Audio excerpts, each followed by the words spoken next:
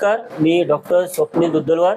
आपण जी पत्रकार परिषद घेतली याची दोन मुख्य कारण आहे. एक पहिलं कारण तर आपण जे करार केला आहे कॅरिबियन कंट्रीज सोबत, लॅटिन अमेरिका कंट्रीज सोबत, हा करार झाला इंदोरमध्ये, जिथे की मुख्यमंत्री मोहनसिंग यादव मध्य प्रदेशचे उपस्थित होते आणि बरेचसे GIVFचे मेंबर.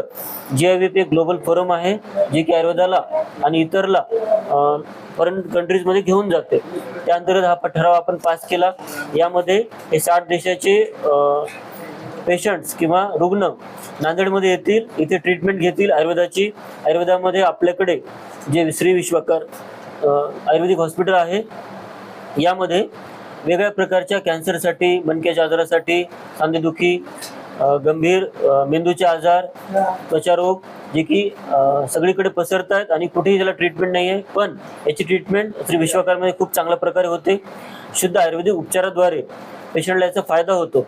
तर हे सगळे पेशंट नांदेडला येऊन ट्रीटमेंट घेतील आणि टेलिमेडिसिनद्वारे या सगळ्या देशांना आपण कनेक्ट करतोय, यांना आपण कुरिअरने औषधी पण पाठवतोय आणि हे सगळे पेशंट नांदेडला पण आपल्याचपुढे येतील. आणि साधारण हे हॉस्पिटल आहे सध्या 30 बेडचं, जिथे की इन्शुरन्स मिळतो लोकांना, आणि 100 बेडला आपण अपग्रेड करतोय पुढच्या काही महिन्यात. आणि पुढचं ध्येय आपलं 1000 बेडचं हॉस्पिटल, जे की नांदेडपासून 10 किलोमीटरच्या अंतरावर होणार आहे. त्यासोबतच एक आयुर्वेदिक महाविद्यालय जे की आपण गव्हर्नमेंटकडून सँक्शन करून घेणार आहे, हे पण आपल्या हॉस्पिटलवर आपण सुरू करणार आहे.